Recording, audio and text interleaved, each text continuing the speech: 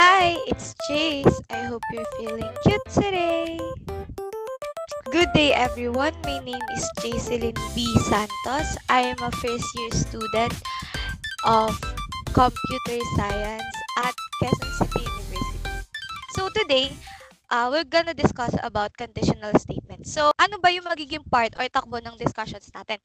So, ang discussions natin, ano ba yung nested if, then switch statement. So let's proceed naman. Ito, baka kasi nagtataka na kayo, ano naman yung nested if? Ba't kanina hindi mo pa diniscuss yung nested if? Ngayon natin i-discuss yung nested if. Ito na. Nested if statement. A nested if statement is an if statement that is the target of another if or else. Nested if statement means if an if statement inside an if statement, yes, Java allows us to nest if statement within if statement, we can place an if statement inside another if statement. So, so talagang ang daming if statement. Pero lesson, parang to simple things out, pinapayagan tayo ng Java na maglagay ng if statement sa loob ng if statement. So, yun na talaga yung yun na talaga yung lesson nun. So, ito yung syntax niya. So, ito yung magiging, hindi lang siya naka-indent, pero naka-indent yan. Ito yung syntax niya. Ito yung magiging first, if natin, if, tapos condition 1, tapos na mag-execute si 1, tapos hindi pa siya mag-end kasi may second if pa tayo. Ito yung tatandaan natin sa nested. Pagka kasi nag-nested ka, para kang naka-double lock. Hindi natin kung gate yan. Para ka naka-double lock na pagka hindi mo na, pagka na-open mo yung isa, may kasunod ka pang isang bubuksan. So, kailangan masatisfy mo muna yung dalawa, yung both if statement bago ka makapasok dun sa gate or dun sa daanan natin. So, ito yung flowchart pala. Ito yung Boolean expression which is yung statement natin and ito yung condition. Pag nag-true siya, mapapasa siya dito sa second if natin or second condition natin. Tapos pag nag-true siya, tsaka lang magpi-print ng code na to nung nasa true, nung nasa baba nung nested if. Tapos mag-end yung code. Pero pag nag-false siya, dito pa lang sa una, hindi na siya magpo-proceed. Dito na siya, ito na i-run niya na yung body of else na yan. Tapos mag-end yung code. Pero pagka na-satisfy niya yung una pero hindi niya na-satisfy itong pangalawa, body of else pa rin yung ipiprint niya, tapos mag-end yung code. So, ibabakita ko naman yung coding guidelines or common errors. Common errors dito, the variable number does not hold a Boolean value. So, makikita nyo dito. Ito yung sinasabi yung parang the condition inside an if statement does not evaluate to a Boolean value. Meaning, ito yon. So, nag-initialize ka ng number is equal to 0. Tama yan. Pero, ang naging problema mo, yung nasa loob ng if statement mo, number lang. Which is, hindi naman niya nag-hold ng Boolean value or wala naman niya magiging sagot na true or false. Kasi number lang yan. Meaning, 0 lang yan actually. So, mali yan. So, kailangan, pagka nag-declare ka ng variable dun sa loob ng condition mo, kailangan magiging Boolean value siya. Meaning, true or false lang yung magiging sagot niya. Tapos, sunod, yung writing else if state instead of else if. So, ayun, magiging common error yan. Baka maging syntax error nyo pagka nagko-code na tayo. Mamaya, yung type nyo dun sa else if natin, walang space yung else and if. So, lagi siya dapat magiging else if siya, kagaya nung pinakita natin kanina.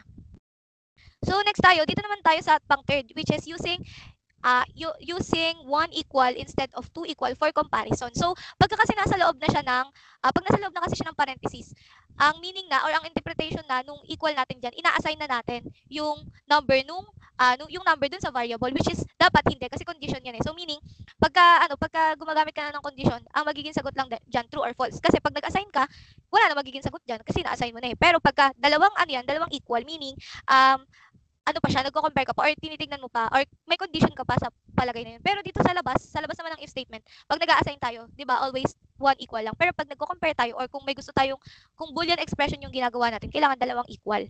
So ito 'yan, makikita niyo dito, isa lang yung equal sign niya. Tapos ang interpretation kasi diyan ng Java natin, if number is equal to 0, yun na yun. Yun yung interpretation ni Java. Kaya magiging syntax error 'yan. Tapos dito dapat ito talaga yung magiging itsura ng code natin. Tama to kasi isang equal lang kasi nag-a-assign ka. Ina-assign mo yung 0 dun sa variable na number. Tapos dito naman sa loob, yung number is equal to 0. So, parang ito yung magiging kailangan ito yung masasagot ng true or false. So, kung nag-true siya, edi ito yung i-rerun na code. Pag hindi, then ibang code yung i-rerun. So, yun. So, ipapakita ko naman ano naman yung example ng nested if na statement. Kung ano yung coding niya. Ayan.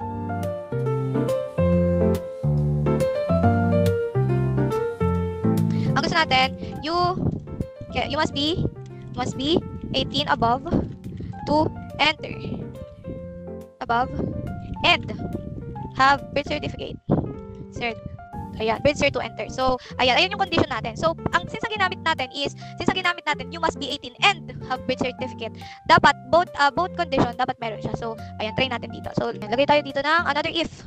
So, ayan, kung makikita nyo dyan, yung another if natin, nakapaloob siya sa parenthesis ng una nating if. Kasi nga, kailangan magkasunod silang dalawa. Tsaka mas naka-indent siya kaysa dun sa una nating if. So, ang if natin,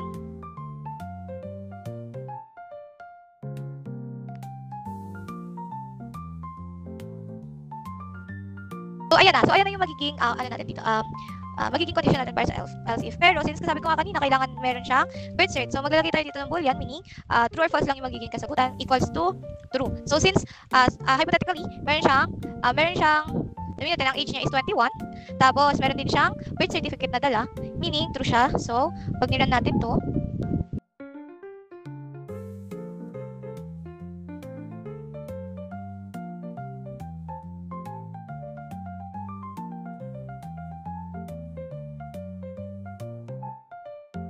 natin. Ayan, ganyan siya. So, since na-satisfy niya yung both na naging true, meron siya dala birth cert and meron din siyang at greater than 18 din yung age niya. So, pwede siyang makapasok. Pero, pagka pinalitan natin to, lagay natin ng 12. Natin ng 12 yan. Ang mangyayari is, ayan. So, makikita nyo, walang lumabas kasi wala tayong nilagay dyan. Pero, so, ayan, let's proceed naman sa next discussion natin, which is switch statement. So, ano nga ba yung switch statement? It is a Java first evaluate the switch expression and jumps to the case whose selector matches the value of the expression. The program executes the statement in order from that point on until a break statement is encountered, skipping then to the first statement after the end of the switch structure. If none of these cases are satisfied, the default block is executed. Take note, however, that the default part is optional. So, ayan. So, kahit pag nabasa natin yan, syempre hindi pa natin na-visualize or siguro medyo nalilito pa tayo. Ano ba yung skip? Ano ba yung break? Ano ba yan? Ano ba yung switch statement yan? Bakit may mga case? Ba't may selector? So, ayun. Dito natin, papakita ko na kung ano ba yung syntax niyan. So, dito sa switch natin, sa switch statement. So, sasabihin ko na lang the whole time is switch. Pero dito tayo sa switch statement. Switch statement, use the switch statement to select one of many code blocks to be executed. So, dito makikita natin, ito yung syntax kasi niya eh. Where switch expression, an integer or character expression, case selector 1, case selector 2, and so on, are unique integer or character constant. So, ito yung syntax niya. Ito yung switch natin. So, magde-declare tayo sa taas ng switch expression. So, dito, sa expression na yan, ayan, pwede ka diyang maglagay ng, ayan, switch expression. Tapos, kahit anong name to if I'm not mistaken. Kahit anong name ilagay mo dyan sa loob ng parenthesis na yan. Pero, kunyari, decision, ganyan, ilagay mo dyan.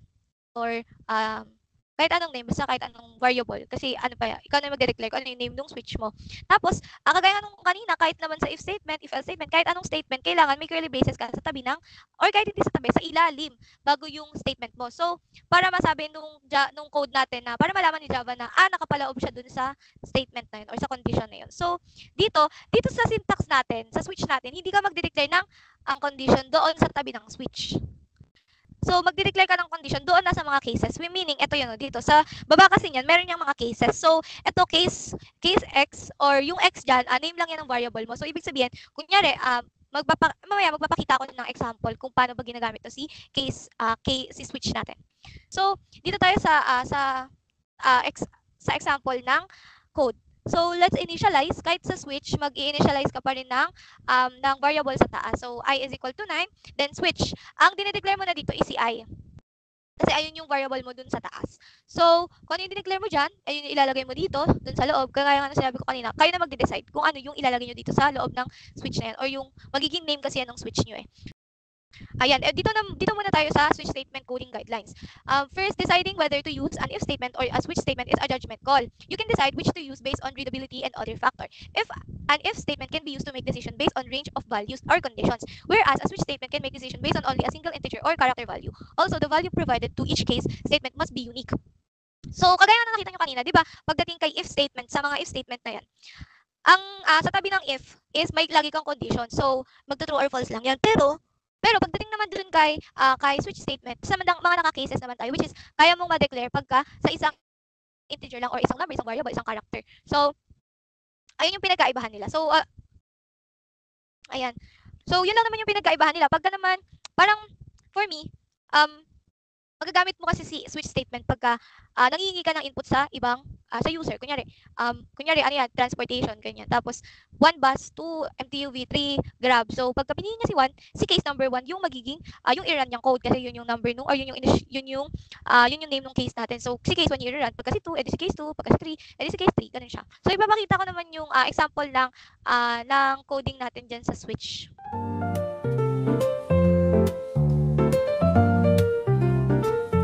Ayun. So, since napakita ko na yung if statement, if else statement, if else if statement, and then nested if. So, ayan. So, dito, ang ipapakita ko naman sa inyo is yung sa switch statement. So, ang switch statement, gumagana lang siya pagdating sa char, sa string, and sa integer. Ayun, sa string, diyan lang siya gumagana. Pero today, ang gagamitin natin is yung char. So, let's put the variable. Tapos, ang papakita ko sa inyo dito is yung sa grade naman. Ayan, magpapakita tayo dito ng grade. So, ayan, nag-initialize na tayo ng grade. Tapos, i-call na natin dito si switch. Switch. Tapos, dito yung sa loob ng parenthesis, ito naman yung name ng variable na kinol mo or yung variable na gusto mong i-compare doon. So, ayan, lalagay tayo ng curly braces. Tapos, sa loob ng curly braces, nandito na yung mga cases natin. So, yung case A, case A,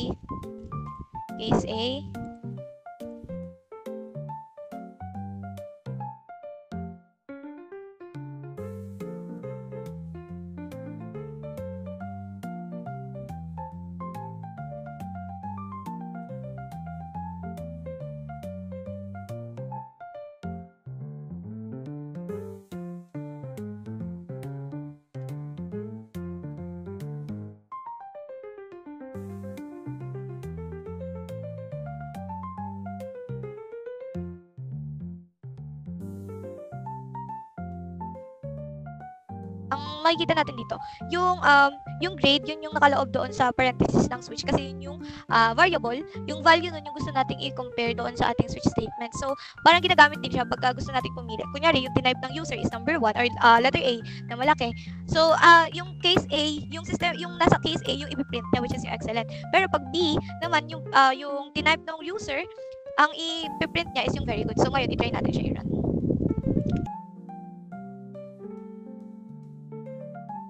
Ayan. So, ayan, pag nakita nyo dito, yung cases natin, tatlo siya yung dinaanan niya kasi tatlo yung code meaning, tatlo yung dinaanan niya, tatlo yung na-satisfy niya or tatlo yung code na nilagay natin dito sa case na to kasi wala siyang ayan, excellent, very good, good luck yung nakalagay. Kaya dito na natin ipapasok si break. Ang role kasi ni break is tine-terminate niya yung ating code dito, yung nasa case natin. So, pag naglagay tayo dyan ng code, pag naglagay tayo dyan ng break in between, ayan. So, ang ipiprint niya lang is yung sa excellent kasi may break tayo, meaning, tine-terminate niya na talaga yung the rest ng ating the rest ng code natin. So, pagka may break, ganyan, always, lagi tayo naglalagay. Lagi na siya na-terminate. O kung ano lang yung case na, na-satisfy niya, yun lang yung nire-run niya. At automatic, nag-terminate siya. So, try natin kung B naman yung nakalagay. Ayun. So, dito naman, makikita mo, B lang yung nakalagay. Very good yun lang yung nakalagay kasi yun lang naman yung nandun sa case natin na B. So, na automatic nag-break siya pagdating sa ganyan. So, try naman natin tanggalin tong si break dito. Yan, tayo natin i-run. Ayan, pagka ganyan, tawag dito si very good pa rin kasi si very good na, or yung case B na, yung pinuntahan niya diretso, hindi na siya pumunta dito kay A kasi pinili niya na to diretso si B kasi si B nga yung nag-satisfy dun sa kanyang condition. Alright, so nandito na tayo sa end ng ating discussion. So I hope you madami kayo na understood sa ating discussion. Though medyo simple lang naman yung discussions natin and wala masyadong fun fact din yan. Pero I hope madami pa rin kayo natutunan and ma-apply nyo pa rin lahat ng lessons na nabigay ko sa inyo ngayong araw. So ito yung references natin. Then end of presentation. So ayun, yun lang naman. I hope naging fruitful yung ating discussion for today. So again, for this video, my name is Jace and I hope you felt cute today. Bye!